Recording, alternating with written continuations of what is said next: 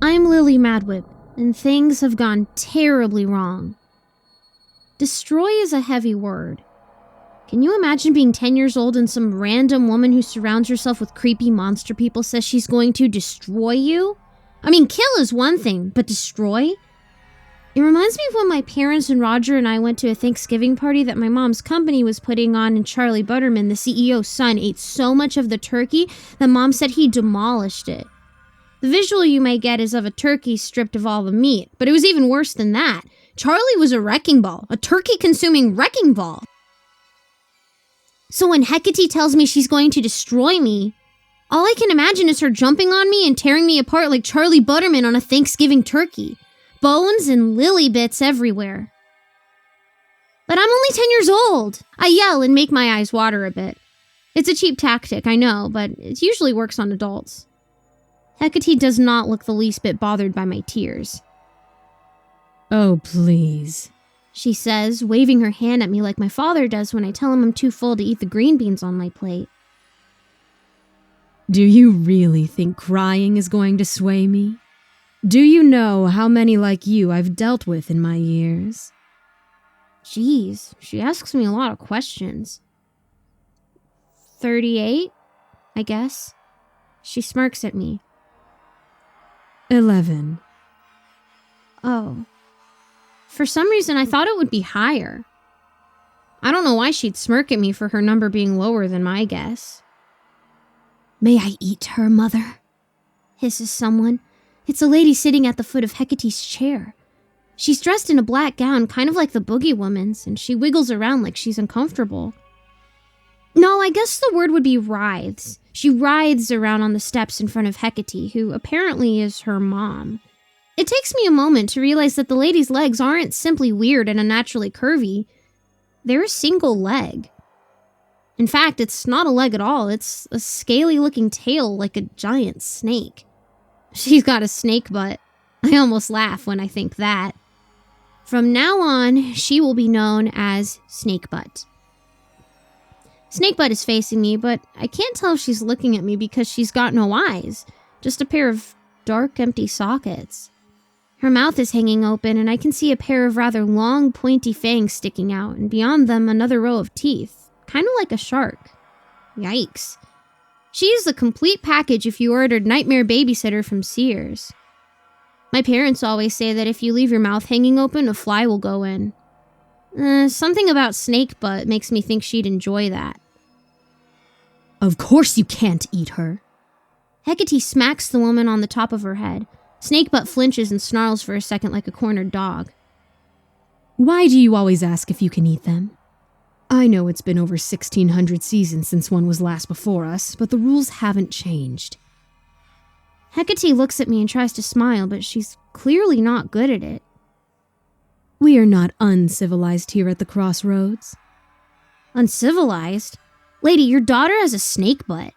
I don't want to say what that implies you did with a snake, but if someone was caught doing it at the zoo, I don't think the word civilized would come up in the police report.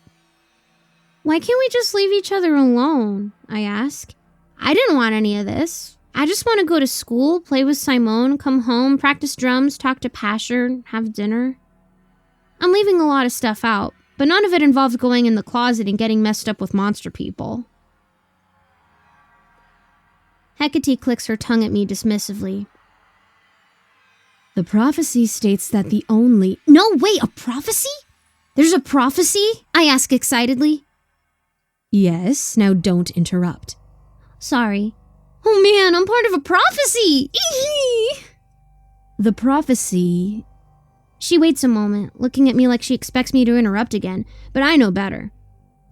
States that the only way for my reign here at the Crossroads to end is for my life to be taken by the knife that cuts the veil. Oh, that's me. You see, long ago when my people flourished in the old country, the Crossroads came to be, creating the veil that separated mortals from immortals. Some of those separated by the veil tried several times to end me, and always they failed. Wait a second. Am I getting a history lesson? Ugh, I just came from school. I don't need this. The people around Hecate nod as she talks, except for Snakebutt, who hangs her head like she's heard the story 100 times. Or maybe even 1,000 times. She seems to sense me staring and winks an empty eye socket, then licks her lips. For some reason, I can't help but wonder how snakes go to the bathroom. When they found that brute force was inadequate, they decided to use their limited wits. 100 years went by before they had trained another to confront me. For their impudence, I cut him into little pieces and scattered them across the land. Then my darlings salted the ground where his bits were buried so he could not even fertilize the earth. That sounds a bit excessive. I look at the stone tiling on the floor. Some of the stones were polished and dark. Others are lighter but dull. Maybe this place was the inspiration for the checkerboard? I used to play checkers with my dad, but then he told me my strategy of knocking the board over and storming off when I lost wasn't allowed, so we played Pop-O-Matic Trouble instead. Are you listening? I look up. Hecate is glaring at me. The black dog at her side curls its lips back to bare its nasty teeth. I understood the part where you cut up the guy and salted his bits, but the rest of what you just said made no sense to me. I can't look her in the eyes, so I play with my fingers and look at them and pray quietly that she doesn't just walk up and tear my head off. Oh, please, Pastor, if you can hear me, save me. Oh, for the love of... The boogie woman steps down from beside her mother's seat. Look, little girl, long before you were born, or your grandparents, or their grandparents, or anyone even closely related to you, my mother was destined to live here at the crossroads between life and afterlife.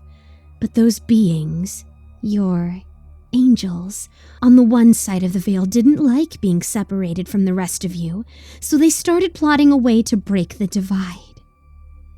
She pauses and looks at me with her hands out in that, do you follow what I'm saying kind of way that teachers like to do after they've written a math problem up on the board and nobody raises their hand to solve it. Okay, I say.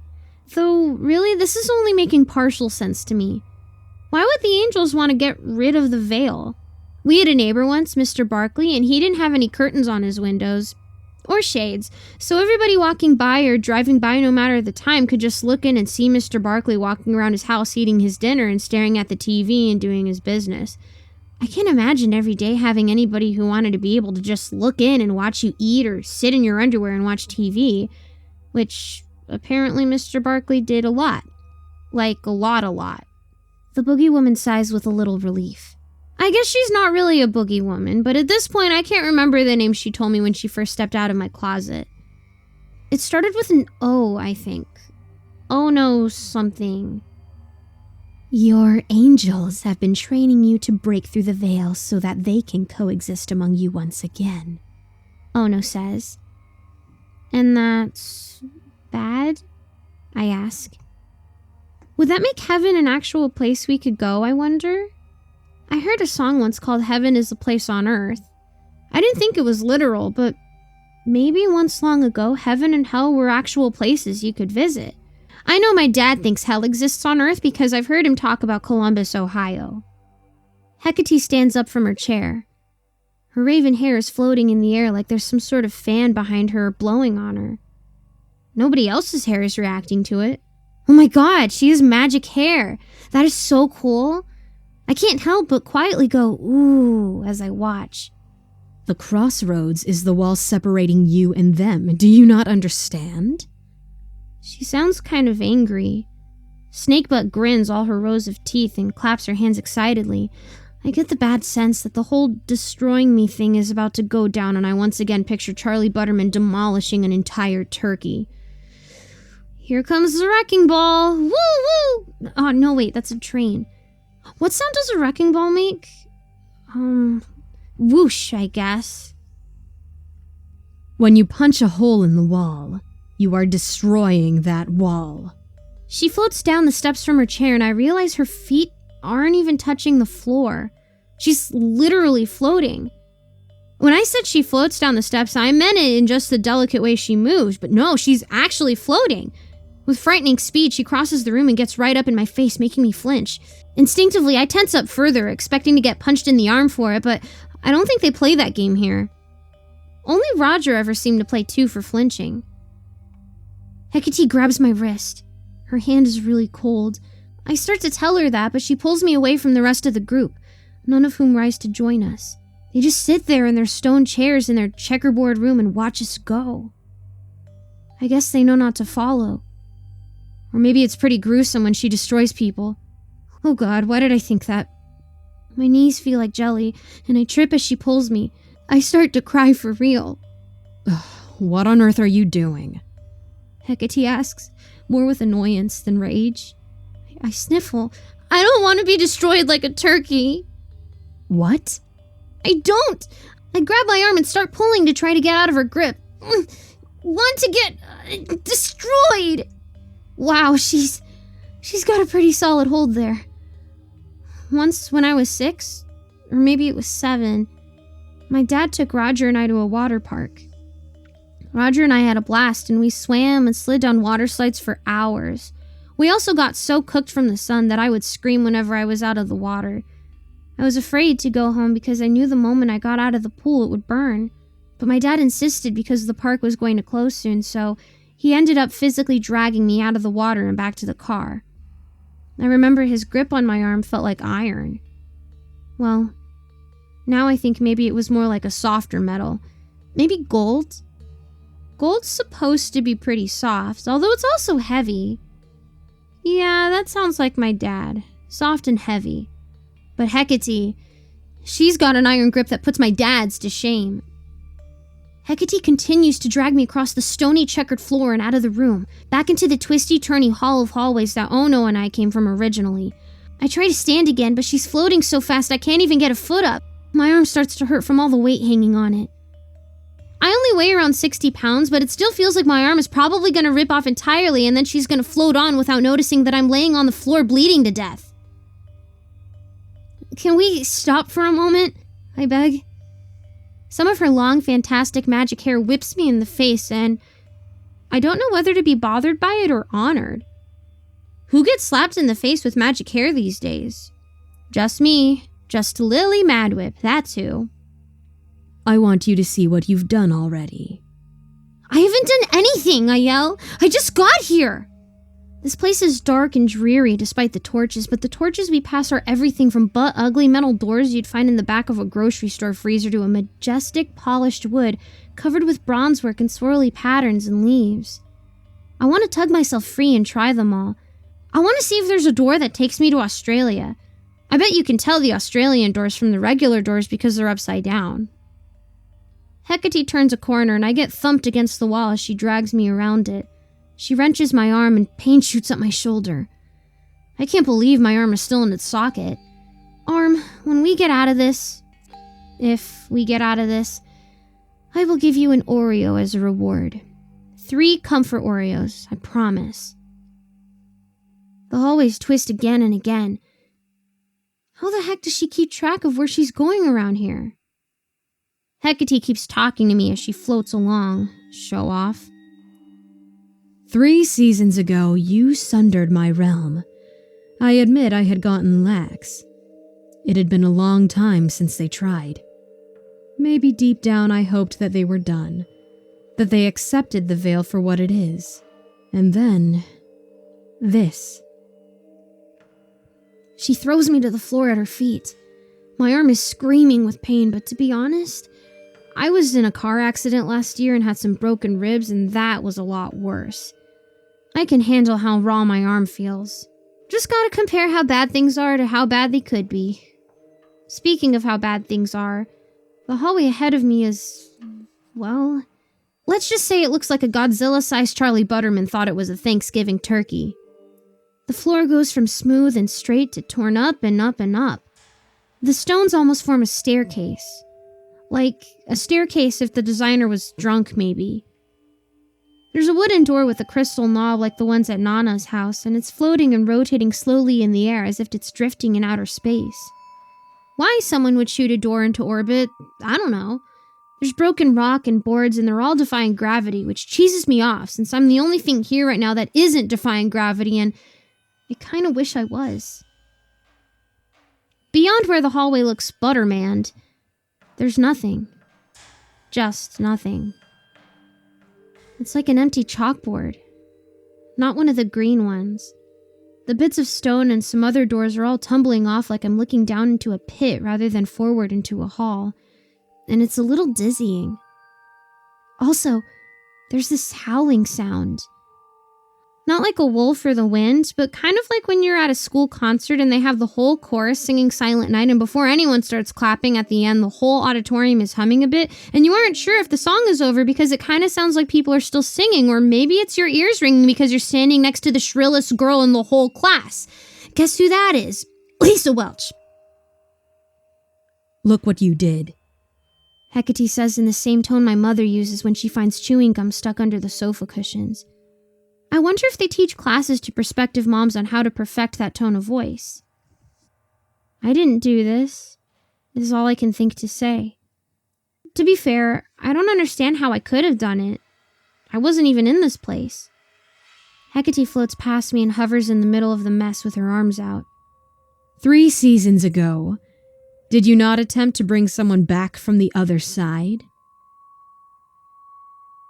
I have to think about that. Did I? A lot happened. How long ago is 3 seasons anyway? She must be talking about when I had to deal with all the angels and their mucked up destinies. I don't recall trying to bring anyone back from wherever. There was Officer Flowers, but she was dead and stayed dead. The only other time I had anything to do with dead people was... Oh. Do you mean Roger? That's right. Samuel tried to convince me to save Roger from getting turned into mashed potatoes. He even sent me back somehow to stop the car crash from happening. But I didn't. That wasn't me, I tell her. It was you, you filthy little liar. She glares at me, and she's got a heck of a glare, I'll give her that. Her stare would probably make any other little kid wet their pants. Me? I can glare back though, so I do. Hard. Not as hard, because I think she's got a lot more years' experience. Samuel did that. I grit my teeth to try to look mean, and I refused to go through with it. Lies! Hecate screams. She floats at me like a horrible banshee. That's an Irish ghost. I think I've explained this before. Grabbing my arm again, I feel her lift me off my feet. She hisses in my ear. Maybe I shall teach you what it's like to see your world torn apart. And next thing I know, I'm being tossed like a doll into the nothing beyond the buttermanned hallway. Oh, God. I'm falling through space. I can see Hecate watching me go every time I spin back around. My tummy is in a huge knot. I don't even remember what I ate for breakfast. I don't remember what I ate for breakfast, but I think I'm about to get a reminder. Hecate watches silently, her face full of anger. Eventually, she turns and floats off out of sight. I keep falling, or floating. I said I wanted to float earlier, but I changed my mind. I want to go back to the hallway and talk this out. I hope Nurse Halifax remembers me soon. I wonder if they can send a search party into my closet? Like in this one movie I saw where ghosts kidnapped a little girl into their ghost dimension and her mom went after her through the closet with a rope tied to her. That was a scary movie, but Pasher told me that sort of stuff doesn't happen in real life. Oh yeah, Pasher? Oh yeah? The tumbling goes on until I can't see the light of the torches back in the hallway. Everything is dark and silent. I think about humming to myself to keep from going crazy, but I can't think of a good song to hum while falling through space forever. Maybe Crazy Train. Suddenly, I hit something hard. Like I hit hard and the something was hard. I still only see darkness, but a moment later I hear the sound of someone's footsteps clopping on tiled floor, and then there's a jiggle of a knob and a creaking sound and light. Oh, I'm on the floor. And this is the nurse's room at school. And there's Nurse Halifax looking down at me on the floor. Hi, Nurse Halifax. I smile because I'm so glad to see her. Unless this is a hallucination brought on by my brain dying. I read that when you're dying, you see things like your whole life or a tunnel of light, and sometimes you just imagine things. Are you all right, Lily? She asks, bending down and offering me a hand.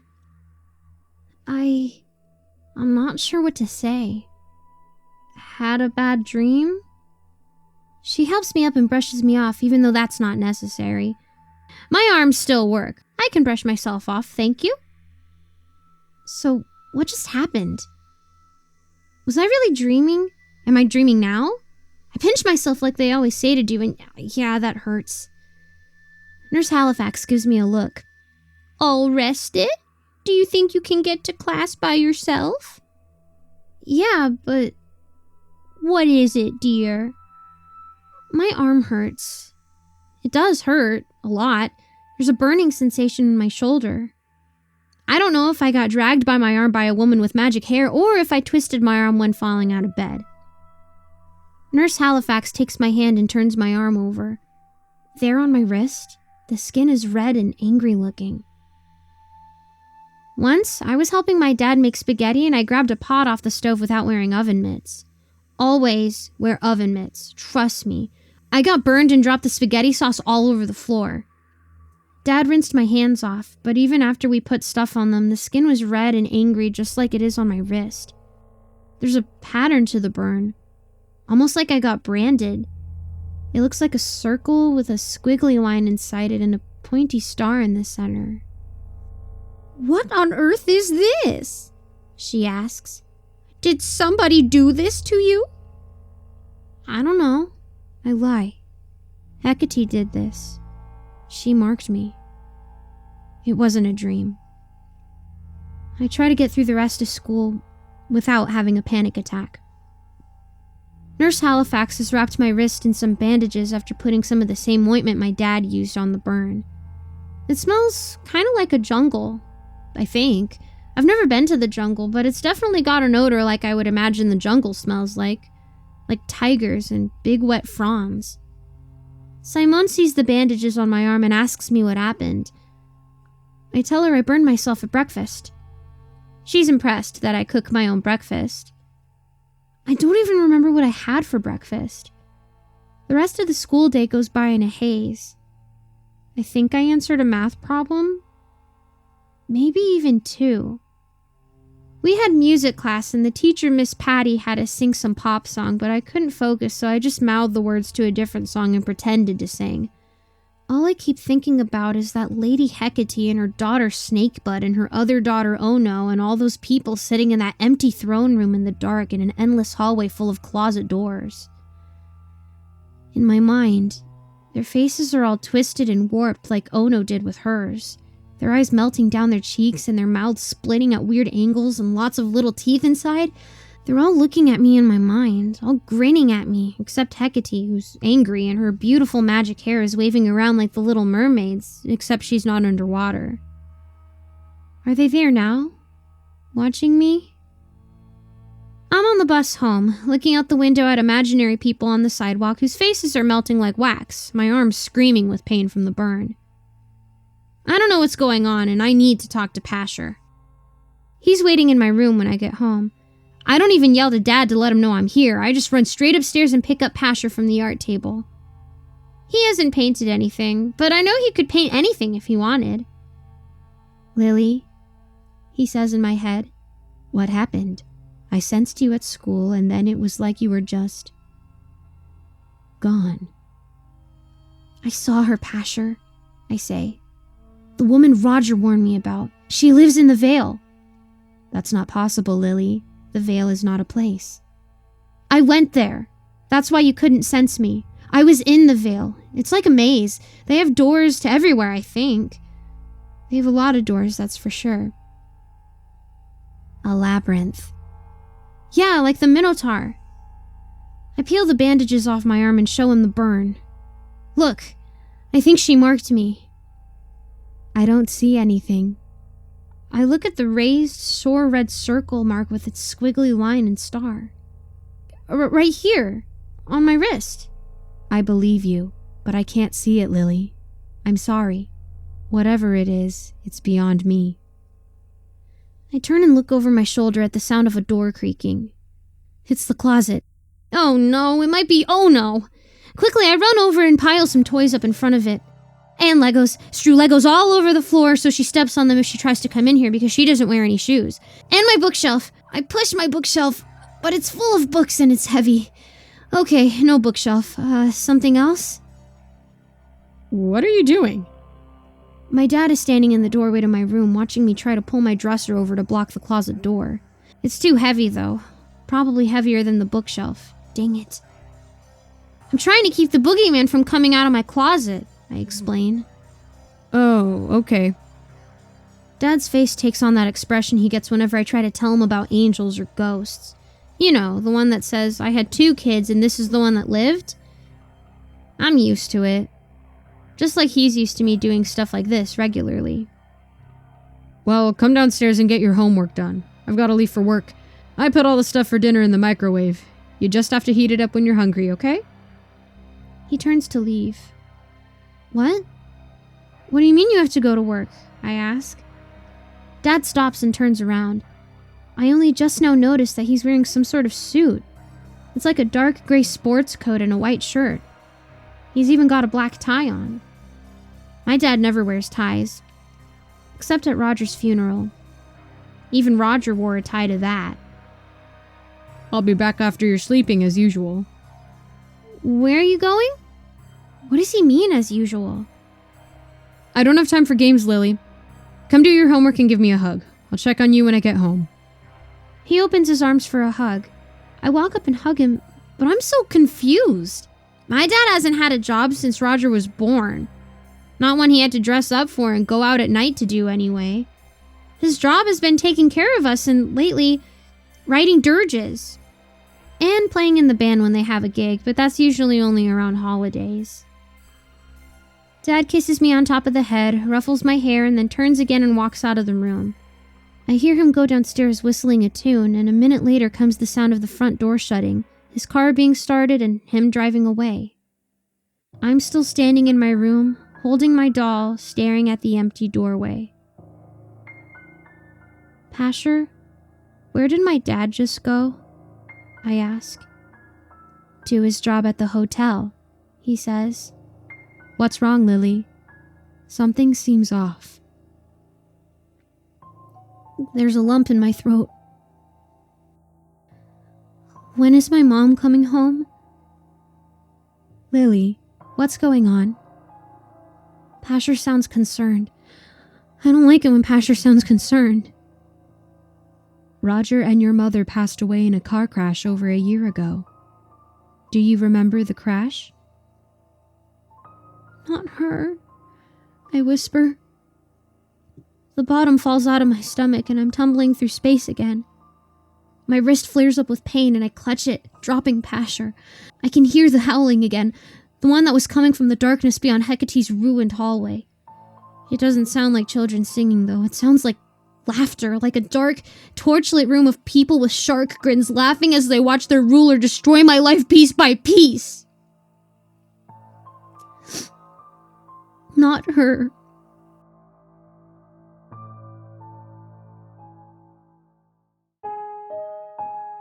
Hey there kids, it's me, Mrcreepypasta, and thank you so much for listening to the Mrcreepypasta Storytime podcast, found on Spotify or anywhere else where you guys happen to find podcasts. Or if you didn't find me there, then thank you for watching on YouTube and subscribing to the YouTube channel, Mrcreepypasta. Or if you haven't found me there, then I have literally no idea how you could have found me. And now, for patreon.com/MrCreepyPasta, which you can always find in a link in the description, I want to give you all a very big thanks. There's many of you down there in the descriptions who I give big thanks to, and everybody also at this tier, like Dr. Strawberry, Jordan Alexander Sanchez, Ken, Lando Higuchi, Brianna Van Tine-Janzen, Chompski, TheRedOakShieldVirus, Sindee Barney, G Weevil 3, Diana Kraus, Stephen VanHuss, Tristain Pelton, Nico, kaeo, TheGingerBroz, Dante Rowe, Raphael Rodriguez, Lastbladesong, Meulmeester, Eliminator 86, Nebsky, SteampunkSinner, OptimisticAvacado, Kaleb Dougal, Daniel Poulsen, Finley, and Sky Harbor. You guys are the MVPs, and you guys keep the channel running, and I honestly cannot thank you enough for all that you do. That's all for tonight, guys. Sweet dreams.